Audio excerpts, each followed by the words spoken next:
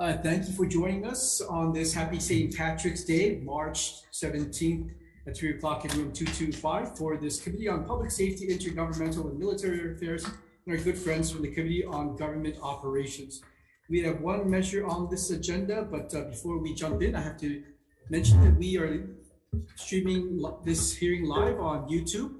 Wheels up, in the unlikely event that we hit some kind of technical turbulence and we take a nosedive, we will reconvene this committee on Monday, March 28th at 3 o'clock here in this room 225.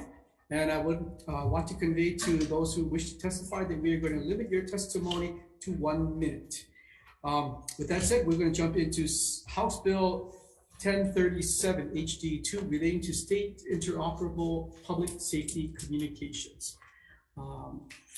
We have Kenneth Hara from the Department of Defense has submitted testimony in support. Michael Vincent from Department of Law Enforcement in support.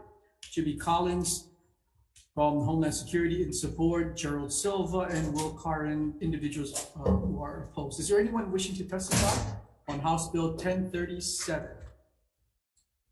If not members, there's no one to ask questions of, so we will break briefly before taking the vote.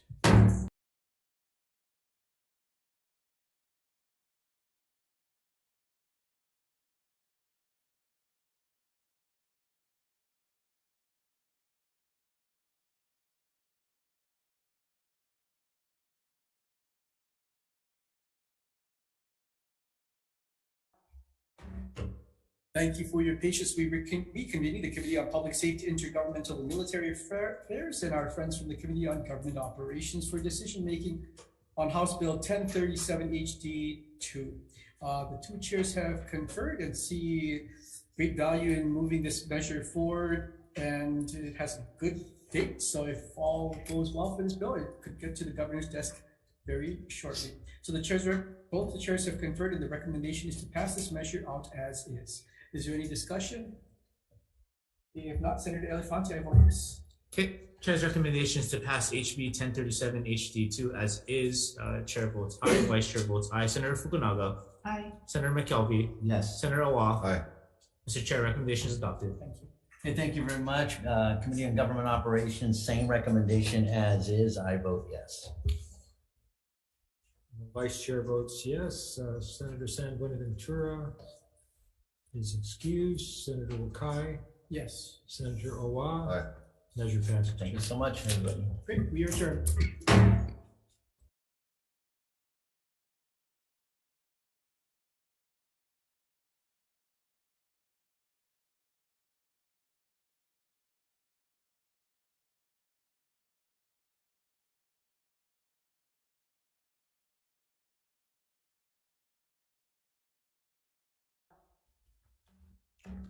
Good afternoon and welcome to the 3:01 p.m. agenda of the Committees on Housing and the Committee on Public Safety and Intergovernmental and Military Affairs.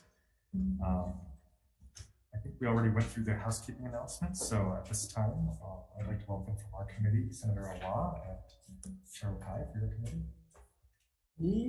There's Brandon Elefante and Carol Fukunaga as members of PSM. Great. And Brandon Awa. Great. Thank you so much for this joint hearing. We'll begin with HB 668 HD1 relating to housing, which conditions the authority of a county whose population is greater than 500,000 to exercise state housing powers upon the county's continued compliance with provisions regarding acceptance, the dedication of infrastructure and public highways and affordable housing developments. Our first testifier is HHFDC in support. Thank you. And followed by the City and County of Honolulu with comments.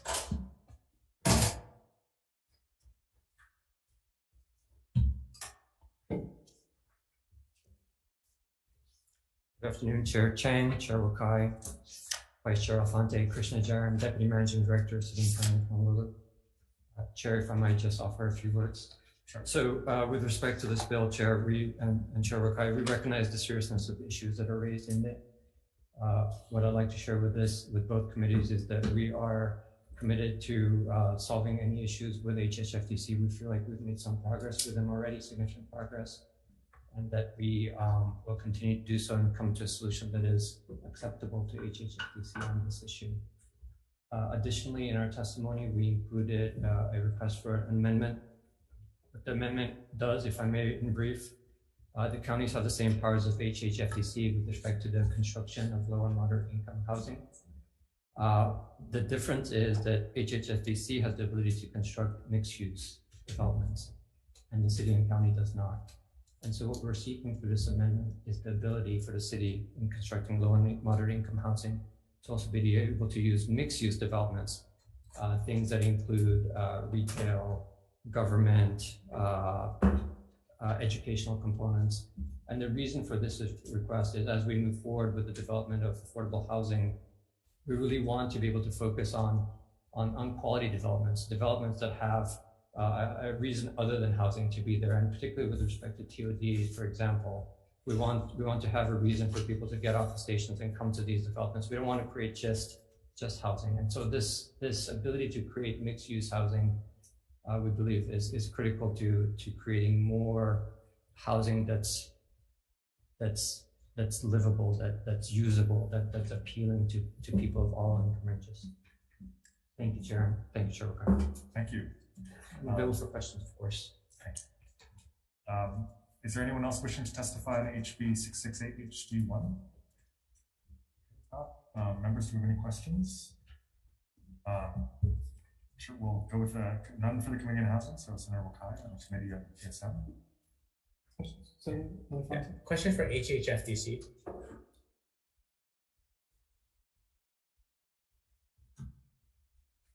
Hello, sir. Just a point of clarification. So I know in your testimony, it's from the former director who's no longer the director at HHFDC. Soon to be former. Soon to be, so she's still there now. Correct. Okay. Just wanted to clarify that. Thank you. Okay. Thank you. Senator Fukunaga. This, I guess, would be a question for City and County of Honolulu.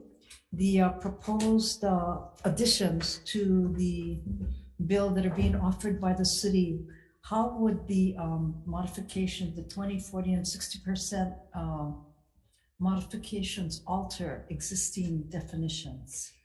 Thank you for that. Thank you for that question, Senator Fukunaga. So the AMIs don't change at all. What this does, it adds the ability for the city and county to do mixed use. So this is the retail component, the educational component, the government component, a park and ride, that sort of thing. But the percentages don't change. Okay, thank you very much. Thank you. All right, I actually had some questions myself. Of course. Mr. Jairam, did you get the advice that we got from the Attorney General on the germaneness of the proposed amendment? Senator Chair Chang, yes, we did. Thank you. Okay. Would you like to respond to it? With respect to the germaneness, I think the test goes to the fundamental purpose of the bill. And the way we reviewed this bill is about affordable housing and the development and creation of affordable housing, which is the greatest need one of our greatest needs for our community. And our proposed amendment does go directly to that issue. Okay, so you just have a different opinion than the Attorney General does. Yes. If the Attorney General's opinion is that the germaneness is an issue, that we do have a different opinion. Fortunately, that is the opinion received from the Attorney General. So, just speaking for myself, I don't feel comfortable recommending adoption of amendments that don't fit. And it's too bad because based on your testimony, I mean, I've been a vigorous champion of mixed-use TOD development. My co-chair has been an even more vigorous champion of mixed-use TOD development. And perhaps in the future we can work on ways, maybe in the next legislative session, to accomplish these goals. We would appreciate that opportunity, Chair. Thank you. And I did want to follow up on what you already mentioned, the negotiations over the road dedication. Can you give these committees an update on? Sure. So in the fall of last year, we entered into an MOU with HHFDC that lays out the process for the dedication. I believe end of February of this year, we received a notification from HHFDC that the dedication could move forward. DPP is currently reviewing that, and we will be responding as quickly as possible. I did speak to HHFDC last night to let them know that, you know, we're monitoring, making sure that everything will move forward on a timely basis.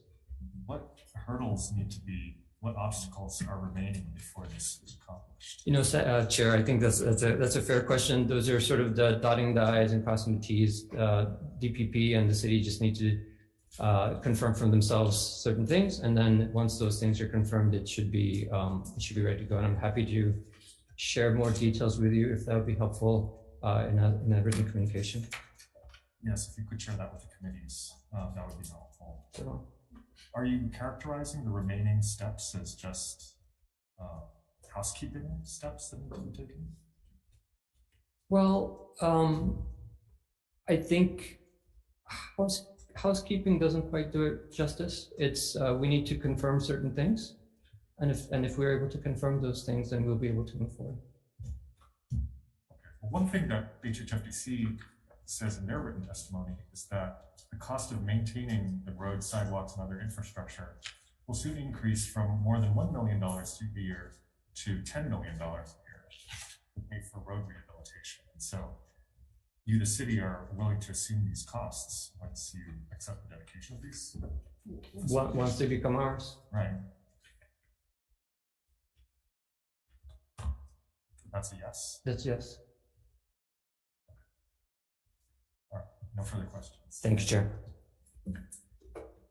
All right, we'll move on to our next bill today, which is HB 920, HD1 relating to the state building code. It allows the counties to adopt a county building code for single-family dwellings, additional dwellings, duplexes, and non-commercial structures that has an unspecified amount of square feet of living area and is distinct from the Hawaii state building codes. Our first testifier is the County of Hawaii Mayor in support, followed by the County of Maui Office of the Mayor in support, the Hawaii County Planning Department in support, the Hawaii County Office of Housing and Community Development in support, the Subcontractors Association of Hawaii in opposition. Are they present today? Plumbers and Pipe Fitters Local 675 in opposition. Would you like to say anything? Or? I just want to stand up and on my testimony that was sent to the meeting. Thank you. They're standing on their testimony in opposition. Blue Planet Foundation in opposition. IBEW Local 1260 in opposition.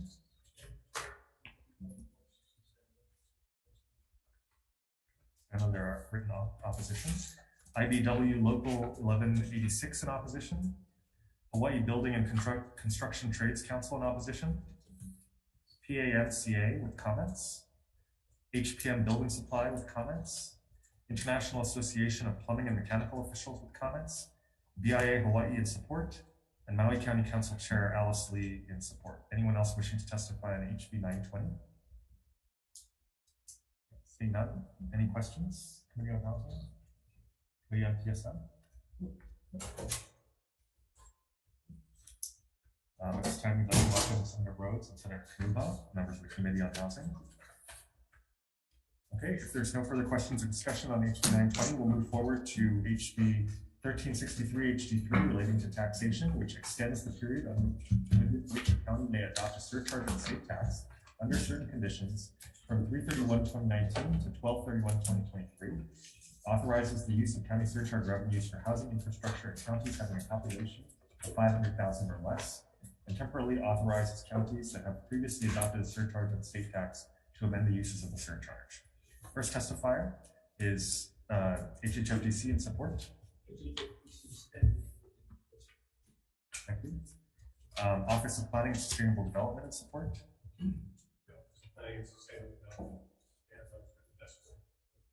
Stand on their testimony in support. Department of Taxation with comments. Tracking for the Department of Taxation, the department stands in its principle with comments and with questions. Okay, they stand on their comments. And then County of Maui Mayor Bisson in support. County of Hawaii Planning Department in support. Maui Metropolitan Planning Organization in support. Hawaii Community Foundation in support. Hawaii Realtors in support.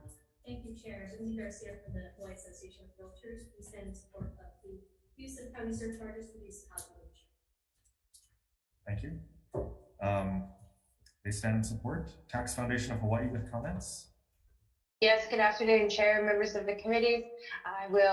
My name is Jane McMillan. I'm testifying on behalf of the Tax Foundation of Hawaii. We will stand on our written comments. Thank you. Thank you. Land Use Research Foundation of Hawaii in support. Maui County Council Member Yuki Lei Sugimura in support. And Maui County Council Chair Alice L. Lee in support. Is there anyone else wishing to testify on HB 1363? If not, any questions, members? Especially our PSM committee, any questions? Oh. Okay. If not, that brings us to the end of our agenda. So we'll take a brief recess and we'll come back to decision making.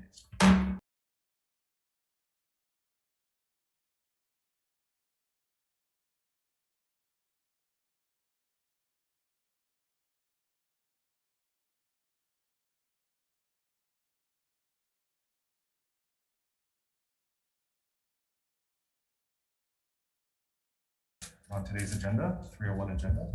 Our first bill is HB 668 HD1 relating to housing. The Chair's recommendation will be to pass this measure with amendments to further defect the date. We will not be accepting the city and county's amendments per the advice that we received from the Attorney General. Any questions or discussion, members?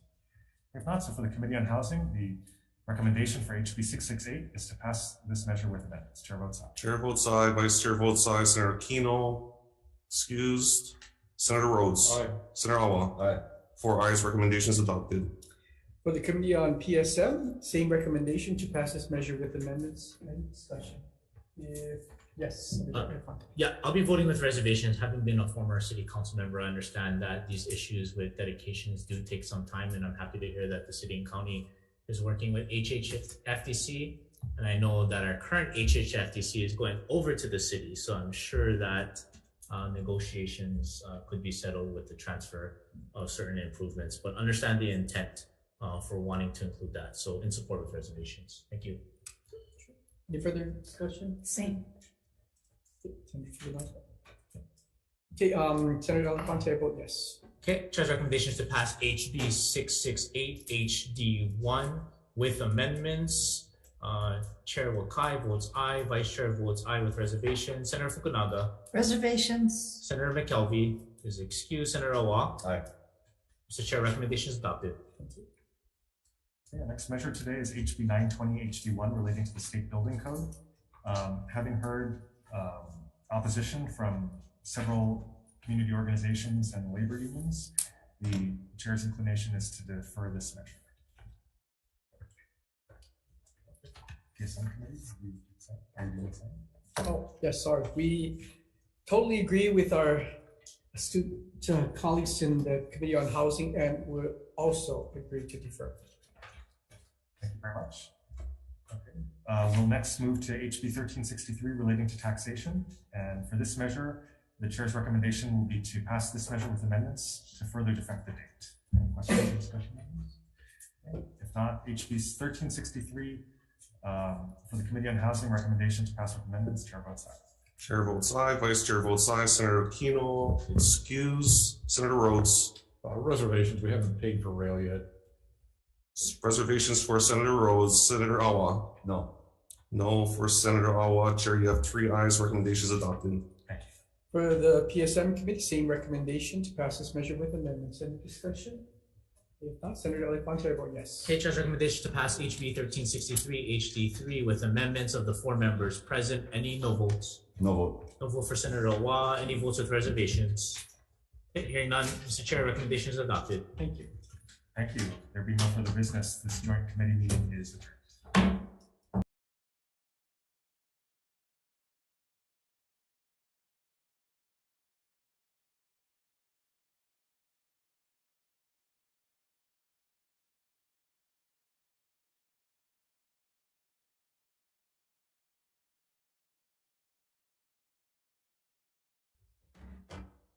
Thank you for your patience. We're now convening the 302 agenda on this Friday, March 17th, St. Patrick's Day, for the Committee on Public Safety and Intergovernmental and Military Affairs.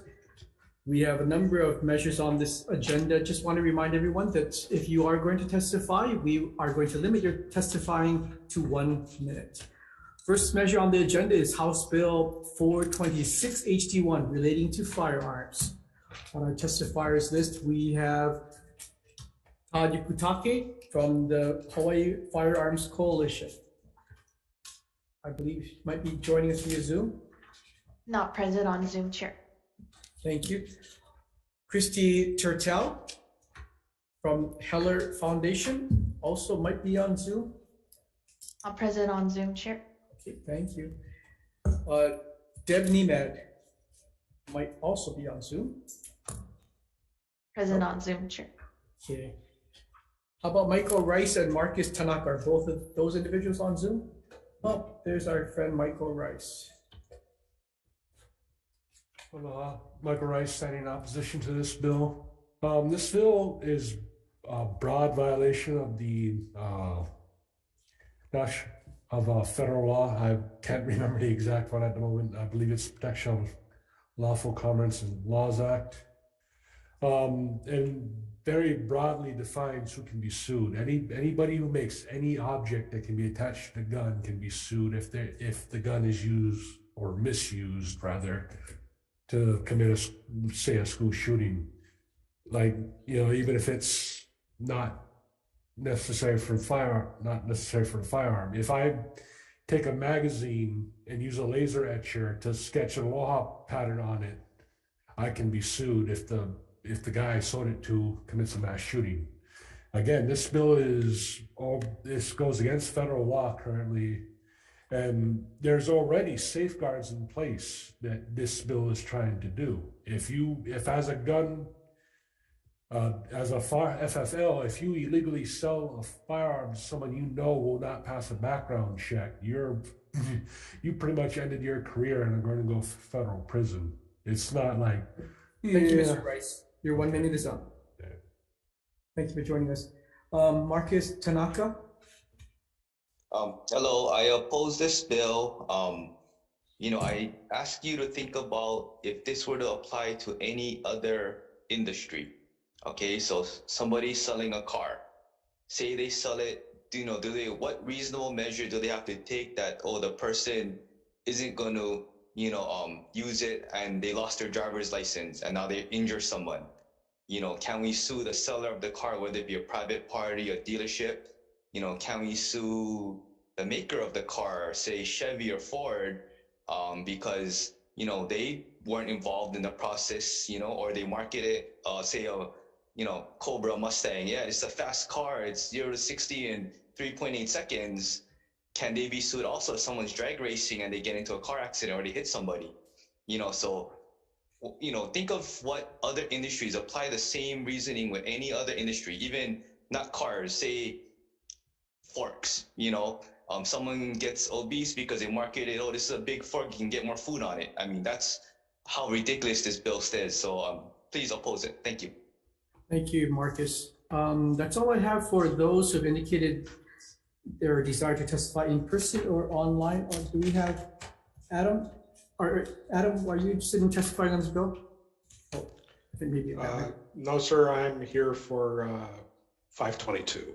Okay, so I'm getting ahead of myself. Is there anyone online or in the room that would like to testify on House Bill 426?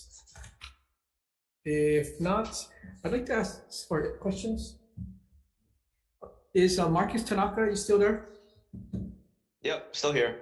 Yep, so I understand what you're saying about the manufacturer or the dealer, in the case you use the car as an example, shouldn't be held liable. But for the gun industry, they actually have a protection that no other industry has, which is the Protection of Lawful Commerce in Arms Act, which shields them as potential bad actors against any civil lawsuits. Do you know any other industry that has a protection like that? Not off the top of my head. So would this law violate that act? That's my question to you. No, it would not violate that act. We would say that in Hawaii, we will not allow bad actors in the ammunition / firearms world to be shielded by these civil lawsuits. What is the definition of reasonable measures? Because that's what's in the bill. Take reasonable measures to ensure that a prohibited person doesn't get access, sold these accessories, ammunition. Firearms is fine because the HPD does a background check on those items. But what about everything else? What is reasonable measures? Well, the bill outlines some standards of conduct and has definitions of what a reasonable measure is. I don't have it right off the top of my head. Here, reasonable controls means reasonable procedures, acts, or practices that are designed to implement the following: prevent the sale or distribution of firearms-related products. If you're looking at the bills on page 2, prevent the loss of theft of the firearm, ensure that the firearm industry member complies with all provisions of federal or state law that does not otherwise promote unlawful manufacture, sale, possession, marketing, or use of a firearm-related product. So those are the definitions, or 3 areas that cover reasonable controls. Can you provide an example? The HPD does background checks on firearm purchases, so that's a reasonable control that HPD does the background check, Yes, but this is a bill that's focused not on the individual getting the firearms license, but the manufacturer and the retailer who are selling to someone and holding them accountable if they just haphazardly give guns to whomever they comes to their store. Well, it's accessories as well, so parts that make a firearm function, and it also labels individuals, not just stores as well. So, selling to my friend who needs a part, I don't have access to the background checks that HPD has access to. How do I make sure that person who is missing a $10 part isn't a prohibited person? Yeah, that's a good question to ask. I don't know enough about how people put parts together for guns. We're looking mainly at the retailers as well as the manufacturers of those guns. And I don't think this bill contemplates. The bill says individual also, right? No, it focuses on the retailer and the manufacturer. The firearm industry responsibilities. Okay. So the industry, I don't think that covers an individual. The bill doesn't, I thought the bill mentioned individual on there as well. I do not see any indication of individual. It talks about the firearms industry. So do gun stores have access to the background checks that HPD does?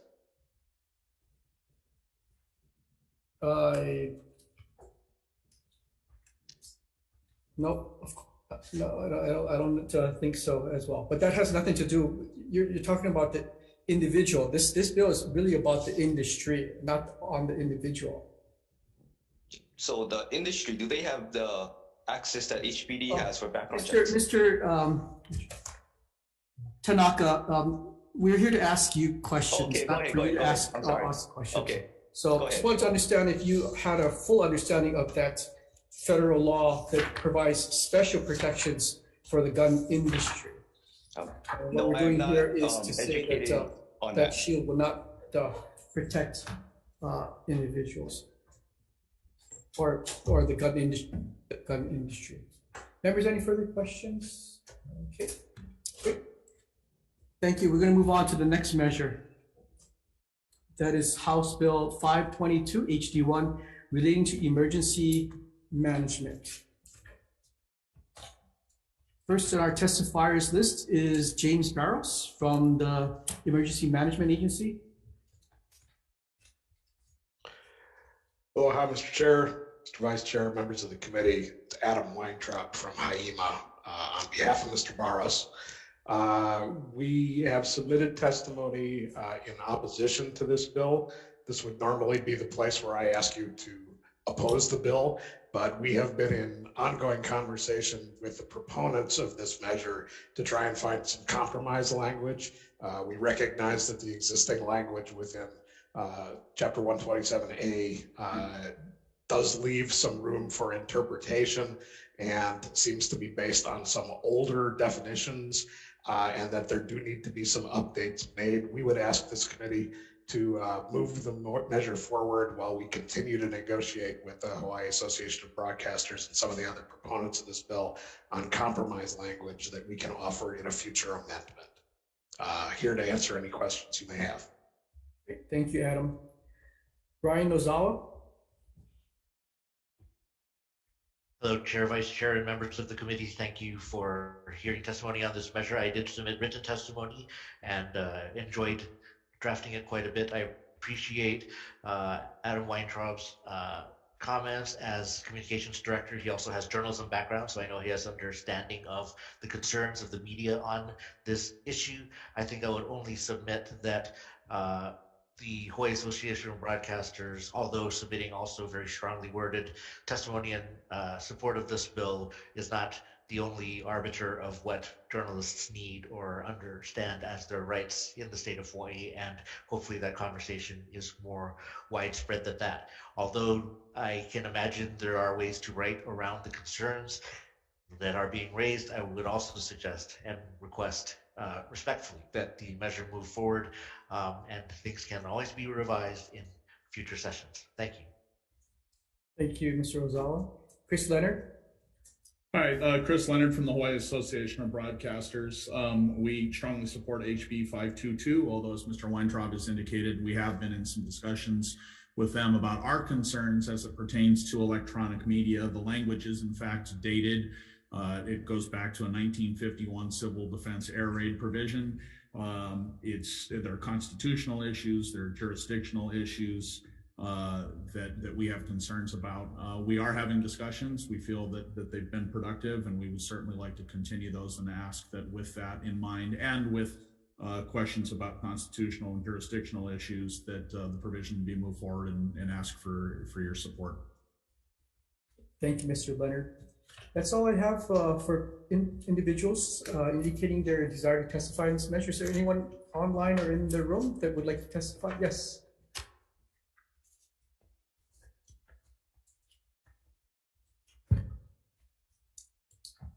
Aloha, I'm Chun James, and I am all for upholding the Constitution, and to even think that mayors and governors can remove the ability to have to suspend. Oh, you said that you're going to remove the ability, or it is going to allow the governor and mayor. It's going to remove that, right? Their ability to stop us, to suspend. If the governor from Okay, you guys are going to remove it, right? Yes. Okay, well, congratulations, you did the right thing. Yeah. I will support that. You see, I really feel for you all. You have 3,000 over bills, and you have to just go through so much. And even here today, I'm just glancing through it, and I'm not absorbing everything. So great, good job, because free press and free speech is very, very important. Yep. Mahalo. Thank you for your sentiments, Mr. Chun James. Is there anyone else wishing to testify on House Bill 522? If not, members, any questions? Okay, thank you. We're going to move on to the next measure, that is House Bill 538 HD1, relating to residential real property. And Ms. Chun James? Not present on Zoom, Chair. No, she's just right. She's here in person. Did you want to testify on this bill as well? Please. This is the reason why I came here. I'm usually not here, but this power of sale bills are so egregious that I feel like I have to come in person and talk about it. The city does not need a new broom. It already has existing tools to enforce, and the draconian penalties against private property right violate the institution. The mayor said last Wednesday that it takes about 300 days even for a permit to go through. But in this bill, you are talking about 30 days here, 30 days here. It's just too fast. Civil rights is civil rights. You cannot protect abortion, civil rights, and then destroy private property rights. Also, in my written testimony, I gave an example of a 5,000 square foot lot in Kalihi Heights that has accumulated a 15.6 million fines. How could it be that the DPP is always correct and the people are always wrong? So please, we need to question all this. And also please, we hope that the counties are not getting ideas that they can be fining and seizing properties so that they can have new revenues coming up. And I also included Ginsburg opinion on excessive civil fines and protecting due process for private owners. Okay, thank you, Ms. Thank Jones. you very much. The city cannot be the police, prosecutor, jury, judge, and executor. It is too dangerous. Mahalo. Thank you, Ms. James. Edward Jones might be on Zoom. Oh, there you are on Zoom. Aloha, thank you, IT. Aloha, Chair, Vice Chair, and members. We do have non-judicial foreclosure process for failure to pay real property tax.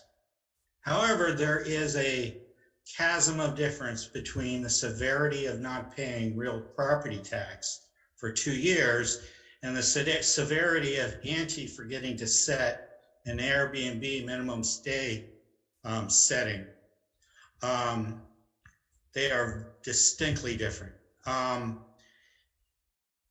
It is the current behavior of DPP to hand out maximum fines for minor offenses. The $1,000 a day is an unconstitutional excessive fines on top of the $10,000 plus excessive fines that the DPP is handing out currently for minor offenses. Please vote no on this bill as the non-judicial foreclosure language is a duplicate of that in SB 875 and others Thank that you, have Mr. already Jones. been Mr. deferred. Jones, you've hit your 1 minute limit. Thank you for we have your written testimony.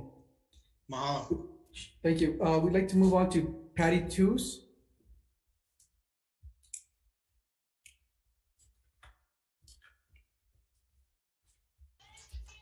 I'm here.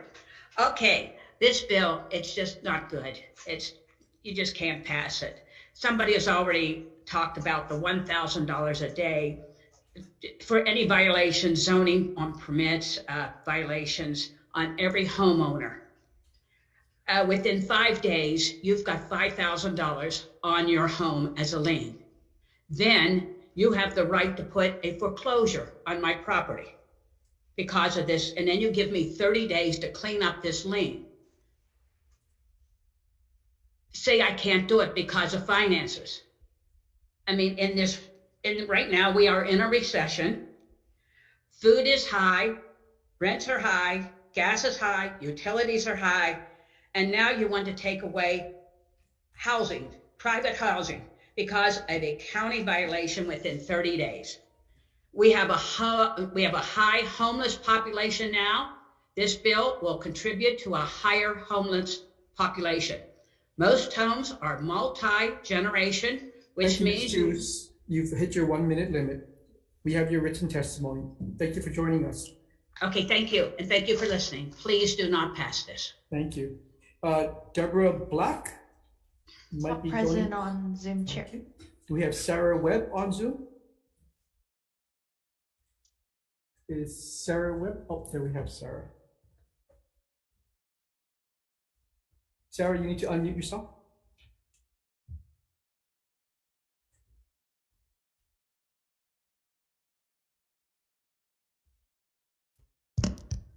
Okay. All right. Good afternoon. I'm hoping that you guys get the point of the current situation with the market, the economy, outside factors, let alone civil fines and things stacking and stacking and stacking. And then, I mean, most people don't have the money. They have to choose between groceries or medications. And then if a fine pops up and you only have 30 days to pay that fine, that's kind of severe. And then they want to go moving forward as fast as possible with foreclosure. I really appeal to you to think about declining to pass this bill. It's really got a lot of work, a lot of severe consequences on a lot of people. And just think about the people that don't have as much money. Thank you, Ms. Webb. I appreciate your time. Oh, thank you for your time as well. Kaeo Keeling? It's Keeling, Keeling. Yeah. Hello, Chair. Thank you so much for giving me the opportunity to speak today. Another thing with this, it's multi-generational people that live in a home. You have 3 generations of people living in one home because of the cost of how everything is here. And it's gotten worse since COVID. For my auntie and uncle not to be able to pay a fine, you're displacing 3 generations of family by taking away their home. Under the 8th Amendment of the Constitution, the liens and everything that you're putting out for these things, you need to have something in place for people, generations living in a house. If they can't afford to fix it, there has to be something in place, some assistance to help them fix that, to keep them safe, not make other people richer. That's all I have to say. Thank you, Mr. Keeling. Stephanie LaMonica? Not present on Zoom, Chair. Trish Rovequist? Also not present on Zoom, Chair. About David Hall or Lisa Hall? Hey, can you folks hear me? Yes. Aloha, members of the committee. Appreciate you giving me the time. I'm a homeowner here in Hawaii. I've owned homes in 5 different states and have never heard of a proposition as this. You're looking to pass a bill that will allow someone to enter a private-owned resident, my home, no permission, no consent, no warrant, for the sole purpose to seek out violations in order to levy fines, invoke liens, foreclose, and take my home without due process. Law enforcement, government agencies can't enter my home without a warrant or consent. It is a violation of our rights under the 4th Amendment. This bill, if passed, is not only going to make it hard or even our local citizens of Hawaii to want to purchase a home, but anyone worldwide that will give them pause to want to purchase a home, knowing that it could be possibly taken away, their investment, their home, with no recourse because of this bill. If this bill moves forward, it is a blatant misuse of power, not only bringing upon a hardship to our common homeowners to maintain our way of life, but possibly losing what we've worked our entire life for. Thank you, Mr. Hall. You've reached your 1-minute limit, and we do have your written testimony. Thank you for joining us today. All right. Lisa, please, I ask the committee to oppose the bill. Thank you. Thank you. Lisa Hall? Aloha, can you hear me? Yes.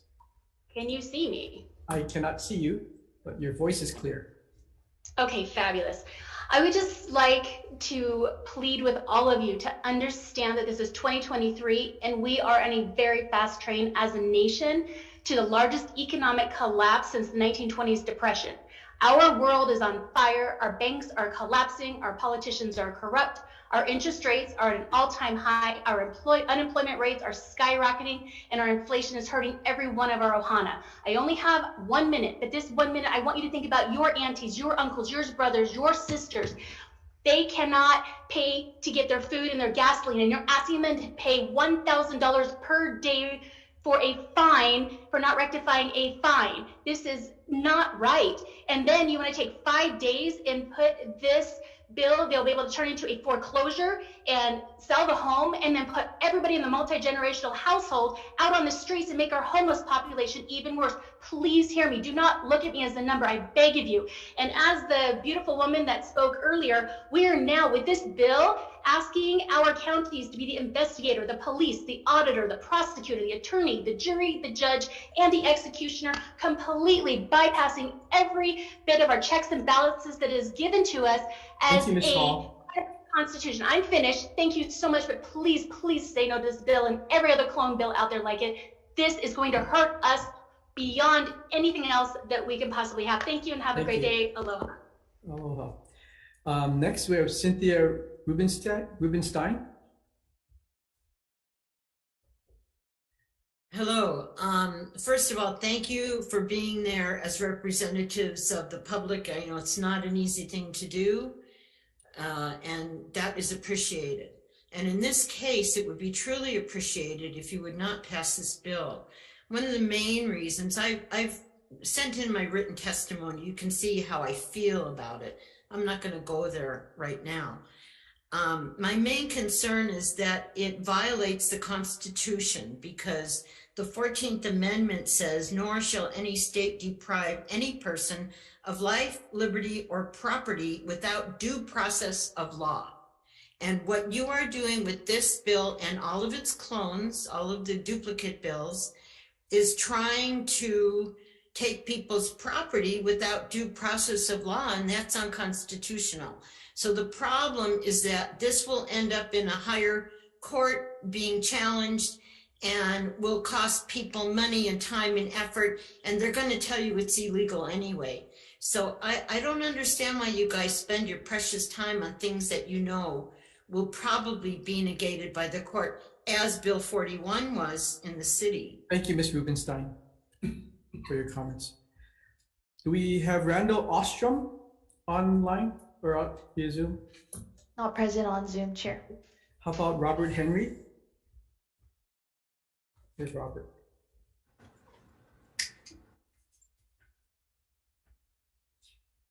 All right, can you hear me, Chair? Yes, we can hear you.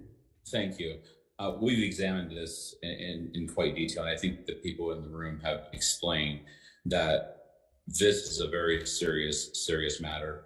I think, as Ms. Hall explained, that this is one of the worst financial markets we've been in since 1929, and to give the ability to a different or an internal jurisdiction of it's not a taxation of the state, I think that you're going to have a problem with that. And the problem I see, my friends, is if you just look at section 1, it says this legislature finds that owners of real property have certain responsibilities. Okay, that's just education 101 in law school. The legislature finds that some property owners are unwilling or unable. Well, the reason they're unable, sir, is because it's multi-generational. And for them to be able to go throw a fine in for $5,000 on a multi-million-dollar home, myself as an investor, that's going to make me seek pause to whether I'm going to put $100 million into the Hawaii economy. Please understand that we oppose this drastically, and we would hate to have to spend a lot of money opposing this up to the Supreme Court. And we stand by this. Absolutely, we're against this. Thank you. Thank you, Mr. Henry. We have Karen O'Mahony on Zoom. Present on Zoom, Chair. How about Rebecca Storrs? There's Rebecca. Can you hear me? Yes. Hi, good afternoon, aloha. Thank you so much for listening to what I have to say. I absolutely oppose this bill. As the person before me had said, and one of the things that caught my eye especially is the unable. Somebody is unable to pay a fine or pay any kind of violation. There's a reason. And the unwilling part is different, but unable to. And when you impose a fine for $1,000 a day, and in 5 days, that is $5,000. At that point, the way this is written, that they can then place a lien on the home, and 30 days from that point, they can then foreclose on the property. So in a matter of 60 days, that home can be foreclosed on. That is outrageous. It is unethical, it is immoral, and it is against the Constitution to foreclose on a home like that quickly without due process. And as far as having a non-judicial hearing, that gives no court supervision for the county to foreclose on. Be here in person, Teresa in the audience. Is there anyone else online or in the conference room that would like to speak on House Bill 538? If not, members, any questions? No? Okay, good. We're going to move on to the next measure on the agenda, which is House Bill 984 HD2 relating. Was there someone online that still wanted to speak? Oh, okay. Sorry, as I was mentioning, we're on to House Bill 984 HD2 relating to firearms.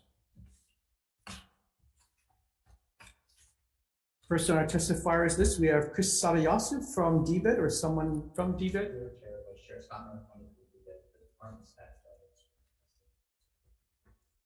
Thank you, Scott. We have David Day from the Attorney General's office.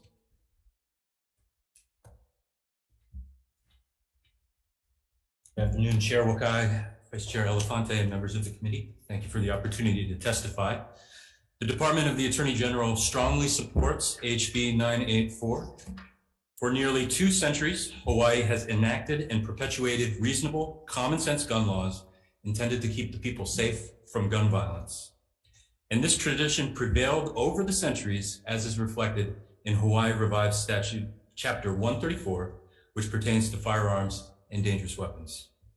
Last year, 2022, however, was a pivotal year for firearm regulation in our country. Among other things, prior to 2022, handguns were generally not permitted to be carried in public in Hawaii, whether concealed or openly, unless a person could demonstrate an urgency or specific need. But following the US Supreme Court's 2022 case of New York State Rifle and Pistol Association versus Bruin, known as the Bruin case, states are generally required to allow law-abiding people to carry concealed firearms in public. Because of Bruin, HB 984 reframes the state's robust firearm laws to exist in a post-Bruin landscape. HB 984 will help preserve the safe and welcoming character of our society while also respecting the exercise of Second Amendment rights. We strongly support it. Thank you, Mr. Day. Deb Neiman from Brady, Hawaii. Not present on Zoom, Chair. Oh, sorry, hold on one second.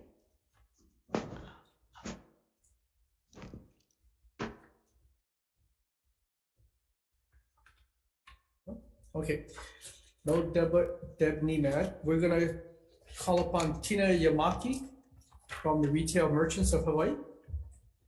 Chair, not present on Zoom. Okay. Angelina Mercado.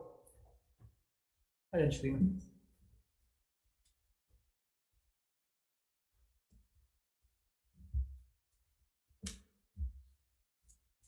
Aloha Chair, Vice Chair, committee members. I'm Angelina Mercado, the Executive Director of the Hawaii State Coalition Against Domestic Violence, and we are in strong support of this measure. And we respectfully suggest an amendment that would further protect survivors of domestic violence. Specifically in this measure, there's already a carve out for domestic violence shelters. But the fact is that many of our program services are conducted at the nonprofit organizations themselves or other locations. So we made 2 amendments, which you should have received, but I also have a copy available as well for you that would, 1, make any facility providing programmatic services to victims of domestic violence and their children, including adjacent parking areas. And then also because so many of our programs work with children in the criminal justice or juvenile justice system, in that same vein, any shelter or residential facility serving children involved in juvenile justice system or the child welfare system, or any facility providing programmatic services to children involved in the juvenile justice system. And then a clarifying amendment that ties all that in to make it consistent. I know that my time is over, but I just wanted to articulate that survivors who have partners that have access to firearms are 5 times more likely to die as a result of firearms from their partners in domestic violence. Mahalo. Thank you, Ms. Mercado. Sarah Sumadi from Everytown for Gun Safety.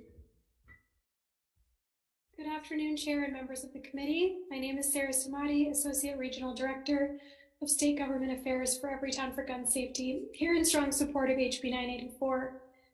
This bill is essential for keeping communities protected from the risks imposed by the Supreme Court's decision in the Bruin case. Our team here at Everytown has been working closely with states whose laws were impacted by the Bruin hearing on creating detailed eligibility requirements for who can carry in public, as well as where concealed carry license holders can and can't bring their guns. This bill meets those needs, and it's written to be consistent with the constitutional boundaries of the Supreme Court's decision. It includes due process protections for license denials and an opportunity to appeal those decisions. We suggest a small number of technical changes to make the bill stronger, and you will see those in the amended written testimony that Melissa Pavlicek has submitted on our behalf. We encourage your support of HB 984. Thank you so much for the opportunity to testify today. Great. Thank you for joining us, Sarah. Christy Turtel. You're not present on Foundation. Not present. Andrew Namiki Roberts, Hawaii Firearms Coalition. Good afternoon, Chair, Vice Chair, committee members. Andrew Namiki Roberts for Hawaii Firearms Coalition. And we're in opposition to this bill. Here we have a knee-jerk reaction to the Bruin decision. This bill is 74 pages long, and the vast majority of this has nothing to do with concealed carry. It's a catch-all change to Hawaii's laws that have stood in place and have protected the public for generations. But yet now we're changing these laws to make them more strict just because the public finally has a chance to carry firearms. We've heard that the laws that we currently have been in place for 200 years, but yet Bruin has said that that was unconstitutional. So now we're putting in other laws that are just as, or if not more, unconstitutional, as we are seeing in other states. We have stuff in here like a change to the licensing fee, taking it to $150. How is that value came about? A driver's license is $35 for 8 years, but yet we have a $150 license fee for 2 years, and that's an application fee, not a permit fee. For example, if I have 3 handguns that I want to carry at different times because I'm wearing different attire, I now have to pay $450 every 2 years just to be able to exercise a constitutional right. It's my opinion, and that's the opinion of our lawyers, that if these laws go forward, it won't just have an effect on the concealed carry laws, but all of our laws. A challenge that will come forward from this will attempt to overturn a vast majority of HRS 124, and I feel that that may weaken Hawaii's laws, putting the public at that danger that you don't. I appreciate your time. If you have any questions, I'm here. Thank you, Mr. Roberts. Jamie Detweiler. Aloha, Chair and Vice Chair and committee members. Thank you for this opportunity to testify. The Federation stands in strong opposition of HB 984.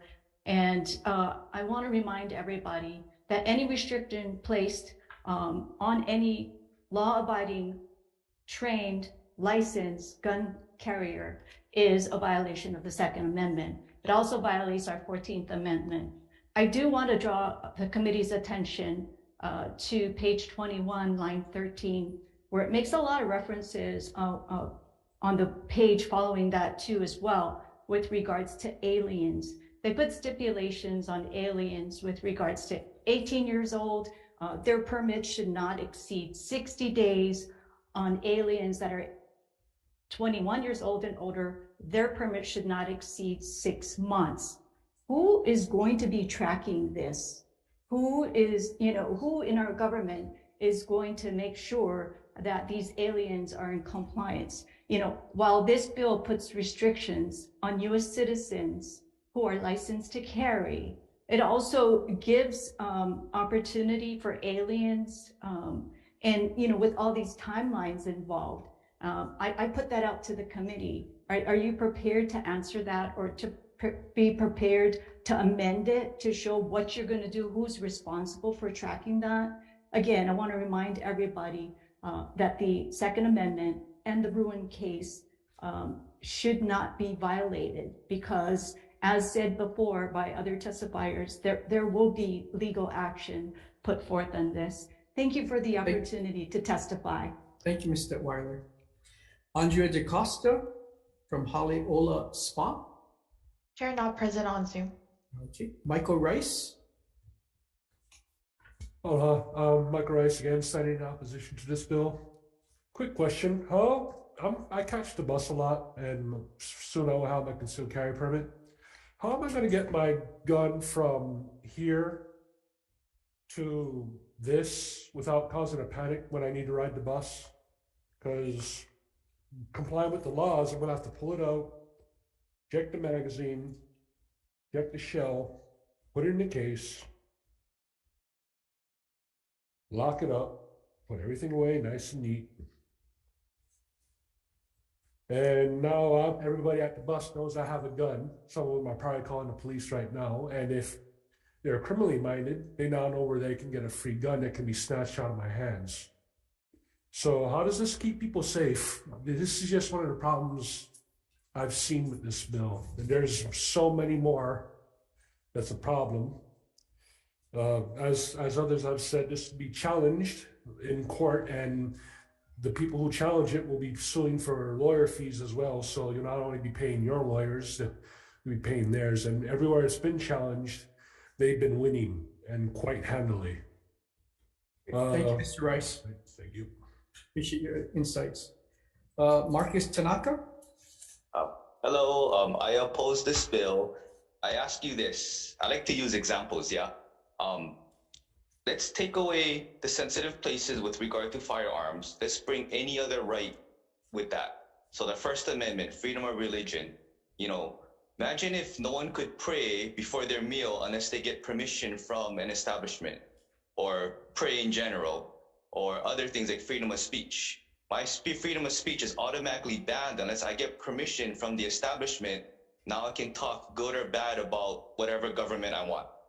You know, so replace all these sensitive place locations with other freedoms, and then you'll see how the Second Amendment is always treated like a second-class right.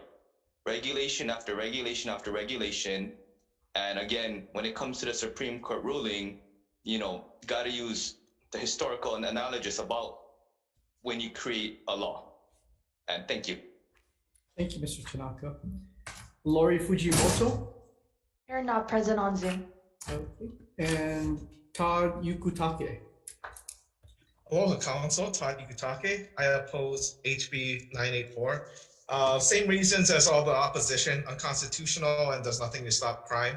Another concern I have that's not brought up is retroactive firearms confiscation from this bill. This bill bans firearms possession for minor crimes such as harassment, which could be an argument. I'm sure even legislators probably have harassment charges on some of them. And any gun crimes could be accidentally bringing a gun into a sensitive place, registering a gun late, not reporting a destroyed gun. Maybe it was broken, so someone just threw it away and they didn't report it. That's actually a crime. This will affect a lot of current gun owners. I mean, not just for defensive use, but also hunters and recreational shooters too. Taking away constitutional rights like this is unconstitutional for these minor offenses. What would it take to remove someone's right to free speech or due process rights? So that's why one of the reasons I oppose this. There are some good points to this bill. The 4-year statewide license, I like that, although $150 is still a bit high. Allow gun possession after 20 years of some crimes in the past, better definition of mental health, fixes things from past Second Amendment lawsuits. But overall, I oppose this because the bad outweighs the good. Legitimate gun owners are not the problem. Focus on the bad guys. Just one additional thing. On Monday, 4 a.m. Hawaii Standard Time, the Second Circuit Court of Appeals in New York is hearing the New York Sensitive Places appeals. And there's going to be, they're going to include 5 lawsuits in that appeal hearing, and that will be online. So I suggest you watch that and hear their opposition points. Okay, thank you, Mr. Yakutake. Is there anyone else in the room or online that would like to testify?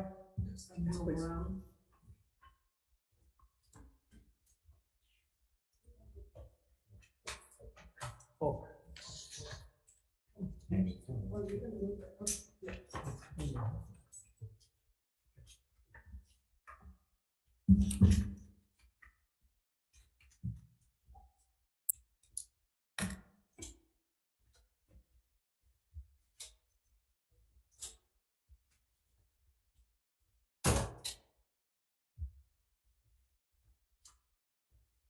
Yes, Mr. Chairman, thank you. Thank you for the opportunity to present personal testimony on House Bill 894 today. I'm Will Brown, a physician, Vietnam veteran, clinical practitioner in New York City, 40 years, a father, grandfather, volunteer Jepson professor, community volunteer, and political partisan, retired with my partner of 18 years in the Marco Polo Mobile. At age, excuse me, at age 8, I was shot, not a serious wound, but it is something I have carried with me the rest of my life. I am now 82. This was a long time ago. And it's only recently I realized how much this has affected me. Fast forward to being in pediatric practice in New York City. Over 35 years, I was involved with any number of mass shootings where patients I knew were killed, or I was somehow involved in this. The second St. Valentine's Day massacre on February 14th, 5 years ago, was my daughter's 45th birthday. The second Valentine's Day massacre was her birthday. That's something I will always remember. Something must be done about this. During the Frontier Nation development, the Second Amendment did make sense. In 2023, it absolutely does not. This is a father whose heart was broken, who's a doctor, a veteran who served his country. And we cannot let this go on. We must close gun sales. We must get rid of assault weapons on the street. We must look at this. I lived in New York City on 9/11 on top of everything else. Everything stopped that day. Everything. So why don't we tomorrow or in the next week or the next month stop all these gun sales and crazy things that are going on that are murdering our children? Don't you dare let anybody have any way to injure my 8-year-old grandson. Thank you, I appreciate it. Thank you for your time, Mr. Brown. Appreciate it. Eric Yosimori.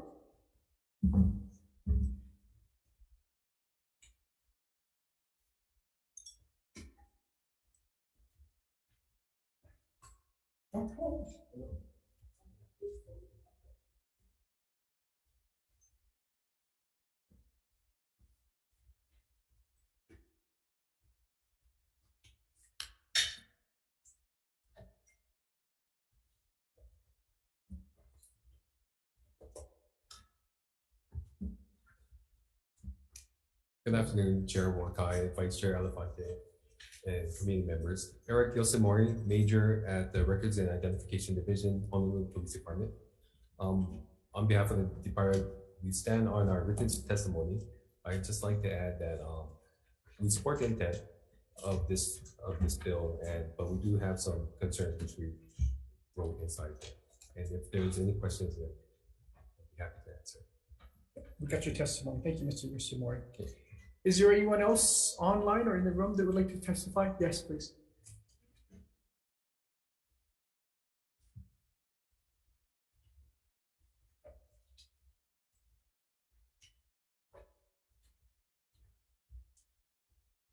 Hello. Well, I got a bad feeling that despite the overwhelming opposition from we the people, that you guys are going to pass this anyway. Defying the Constitution and the Supreme Court decision, you'll pass it anyway. The reason you'll pass it is because there's no consequences for you guys. The consequence is that we the people sue. And when we the people sue, guess who pays? We the people. See how that works? I have an active lawsuit right now, and I've already had a lawsuit and sued and won. But again, guess who paid for that? We did, not you guys. All that being said, how about this? It's time for a new bill. A bill that says any elected official that goes against what we the people want or votes in support or proposes or in any way helps enact legislation that is found to be unconstitutional and therefore overturned, those representatives shall be charged with treason and prosecuted to the fullest extent of the law. You know, when this bill, if it passes, if you guys pass it, you think all the criminals are gonna be like, oh my, you think they're watching right now on Zoom and gonna be like, oh my gosh, we can't go to a place where people are gathering and rob people now. I guess the only place we can rob people is on the sidewalk. Is that, because that's what it sounds like you guys are thinking is gonna happen. Thank you. Could I get your name?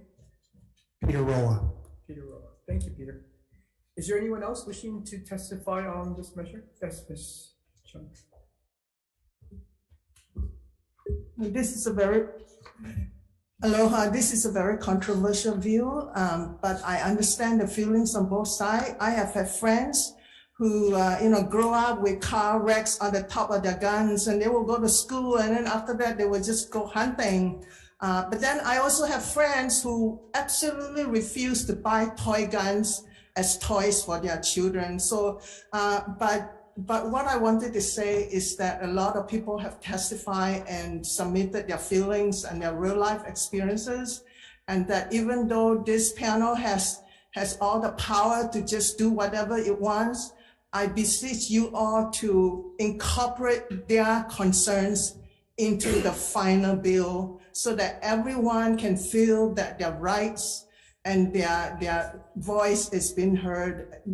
This one concerns the Constitution as well. So good luck to you. It's not an easy, easy thing to do. You need the wisdom of King Solomon in this one. So thank you, but please listen to the voice of all the people. Mahalo.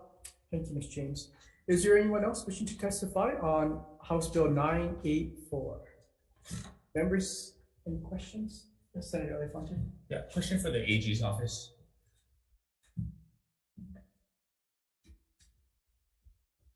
Hi, good afternoon, Mr. Day. Good afternoon. Thank you to you and the people in the AG's office for your hard work on this measure. Appreciate that. You probably heard the testimony from Ms. Marcado from the Domestic Action Violence Coalition. Were you able to review her testimony and adding an amendment to page 5, lines 16 to 18? Let's see this real quick.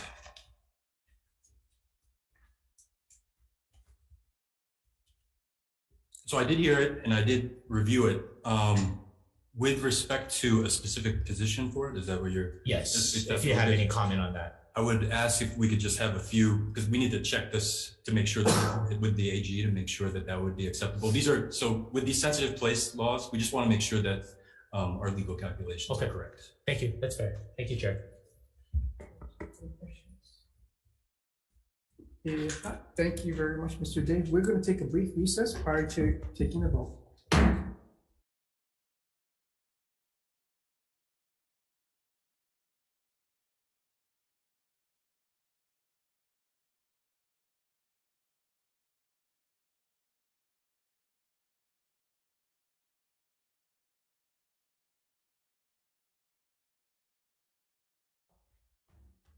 Thank you for your patience. We're reconvening this PSM committee for decision making on the bills just heard. On the first measure, House Bill 426 HD1 relating to firearms. The federal government provides some protections for manufacturers as well as retailers of firearms, which we would like to say don't apply here in the state of Hawaii, and that those who sell and manufacture firearms have a duty to be vigilant and responsible for whatever they're selling to the public. So the Chair's recommendation is to pass this measure as is. Any discussion? If not, Senator Elefante, I vote yes. Okay, Chair's recommendation is to pass HB 426 HD1 as is. Chair votes aye, Vice Chair votes aye. Senator Fukunaga. Aye. Senator McKelvey is excused. Senator Owa. No. Mr. Chair, recommendation is adopted. Thank you. On House Bill 522 HD1 relating to emergency management, considering the overwhelming testimony and support, as well as the real need for us as a public to get information in situations where there's some type of a state emergency, I'd like to pass this measure out as is. Any discussion? If not, Senator Elefante, I vote yes. Okay, Chair's recommendation is to pass HB 522 HD1 as is of the 4 members present. Any no votes or votes with reservations? Hearing none, Mr. Chair, recommendation is adopted. Thank you. On House Bill 538 HD1 relating to residential real property. The members of this committee have conferred and feel that some of the timelines, the penalties are a little bit drastic, so we would like to defer action on this measure. On House Bill 984 HD2 relating to firearms, I'd like to pass this measure out, but with a number of amendments, and these amendments all revolve around other places that are defined as sensitive areas. So we'd like to take into account the University of Hawaii's recommendation that research facilities also be considered a sensitive place, as well as City and County of Honolulu's amendments, which also include paratransit vans and bus shelters as places that you cannot conceal carry a firearm. Libraries as well should be considered off limits for concealed carry, as well as taking into account the Coalition Against Domestic Violence's suggested amendments on places where they have programmatic activities taking place in facilities. So those are the amendments that we would like to implement in House Bill 984 HD2. Any discussion? If not, Senator Elefante, I vote yes. Okay, Chair's recommendation is to pass HB 984 HD2 with amendments of the members present. Any no votes? No vote. No vote for Senator Wall. Any votes with reservations? Hearing none, Mr. Chair, recommendation is adopted. Great, thank you very much.